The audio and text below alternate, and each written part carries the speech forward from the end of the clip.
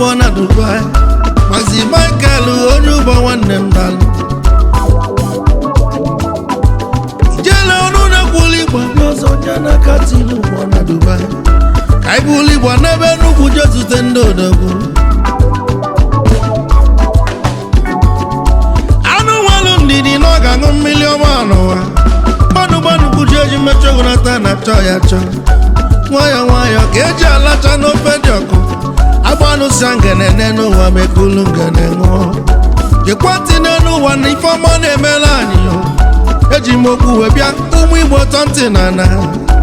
Ijele nwanne m ọnụ na-ekwulu igbo abịa ọzọ egwu nneti bụ ọnatalụchi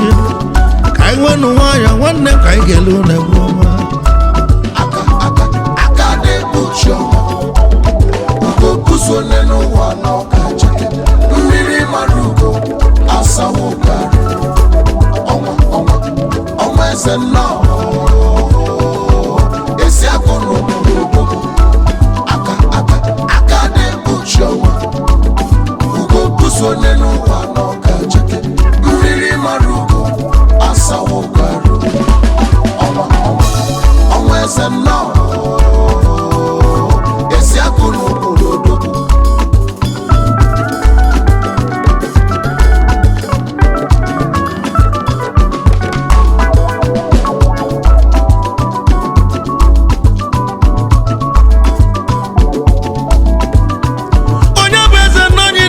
maka ya Tamuti na nuki n'onye na-ekwu maka ya ọnwa eze nna foundation izizi n'eze agụ ka anyị jeje mbadalụ Samuel nwa igba mmalụ ike kenyi racha igwe nyọsọ izizi n'eze agụ alụsị na-enye nwe ya ndị n'eze agụ ozu bụ n'isi ụtụ ya na-eke n'iwu igbo amalụ odogwu nwoke na bantu n'anya Samuel nwa igbo amalụ ọnwa eze nna foundation Ijele onye nwe gwụra Martin agwaghị n'egwu anyị nọ n'obi odogwu ife onye mere kantel mkpụrụ chọchọchọ eze nna foundation n'ime ife na anyị ifuru n'anya Jibule ka igwakwa igbo obi igbo nwanne m n'ugo gbuzuo na ochake aka melugodu na Dubai eze nna foundation igbo amalụ na ị ga-adịkwa Ijele onye nwe egwu si n'ihe adịla anyị ndị melu ọgụ a na-ekene gị n'ọgụ imelu n'ụwa nwanne m n'ọkalili akali ikwu ụlọ kwụsị n'eze agụ niile ga-anata Let's come together and support each other nwanne m email ka anyị marụ na Enugu niile nọ na Dubai na anyị ncha niile bụ nwanne bosoma na bụrụ Ezeagụ niile ga-abịakọta ọnụ Ezeagụ igbudumochi nne m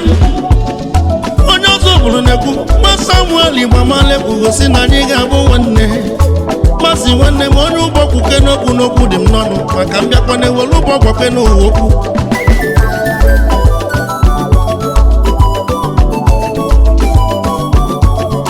igba malụ n'ụwa nwanne m gbuzuo n'ụwa onye bụ amala se ihe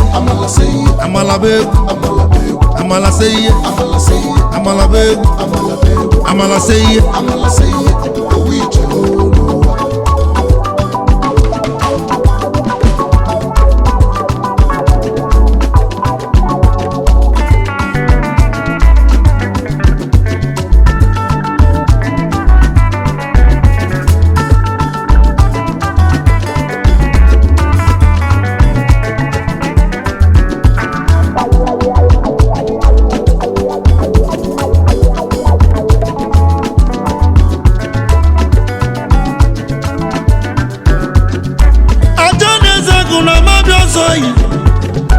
onye ọzọ bụ na mụ bụ igbawe bịa Samuel nwa igba malụ ekene kenelu m Ezeagụ kene aja na Ezeagụ kene ife na-emelụ n'efe ambụlụ igba keneli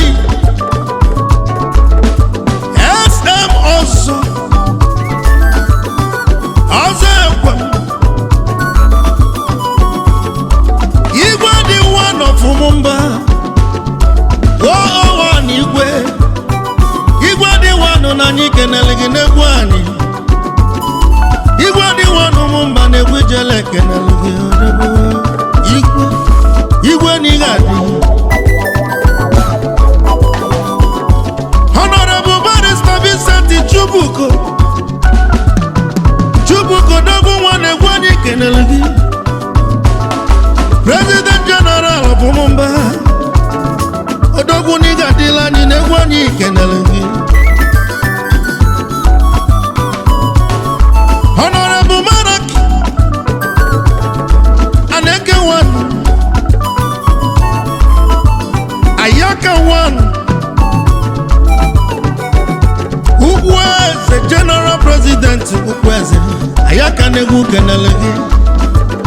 Odogu niga dili jelo yawan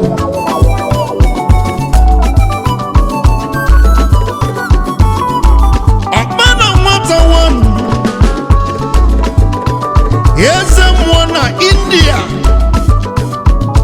Odogu na Samuel Mamano kenelegi Nenu Honorable Stanley Okonkwo 001 Stanley Globals Stambik Medicals negwanye kenelegi Chukwebuka Osondo niga delanyo Ifeanyi Okonkwo negwanye kenelegi AKA Osike Ayachaba Chukwu Nnayelugo one the Wonder Man Igadi Nonso konji nigadi lanyo Umeka nya one Denu Honorable Chukwu Emeka Simon Osina Wata one CEO Don Simon Nigeria Limited Umuneze no Ifeanyi Igwamalu Nonso Igwamalu Michael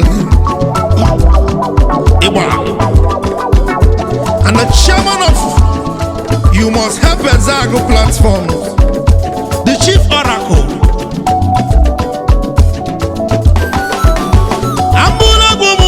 Nodogu wanu numaya Otu ne blood niga di ni jelo nyegwe mu kenelegi Obi simvetro so dogu Shalom servant, shalom wayawe Udoke namdili kiki na junior brother gi Boyoyo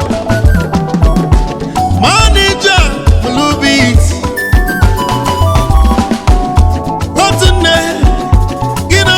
Odogu na dubani negwani kenelegi Na Simon nigadi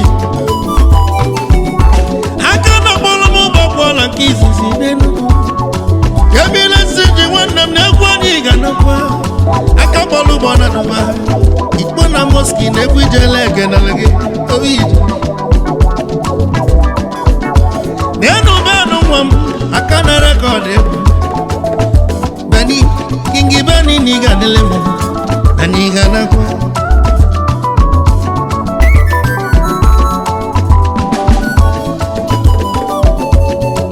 Ambula gumujoke no fodo Udogu na mogo na Dubai Yazabiki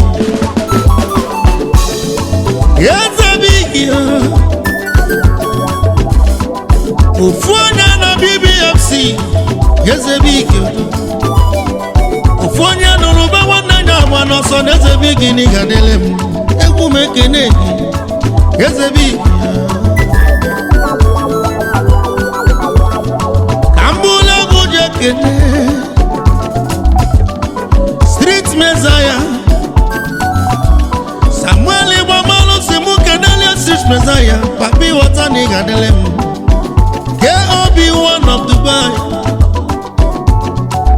Papi wata ezemili nigadi Wakigwala ni nego million agwamu papi wata Ijela nuna kuoku na Dubai na mgana Kedeke dala mu wanede Nemeze wanyi na Samuel Ibamalo ganalaki Alusi na nyangwa ya nine zako Wanede nemusi no gadliki na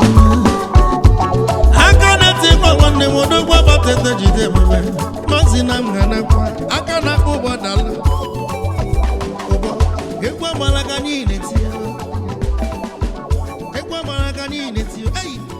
amala selile egwu ụgbọ ka anyị na-agba amala selibe egwu ụgbọ ka anyị na-agba amala selibe egwu ụgbọ ka anyị na-agba amala selibe egwu ụgbọ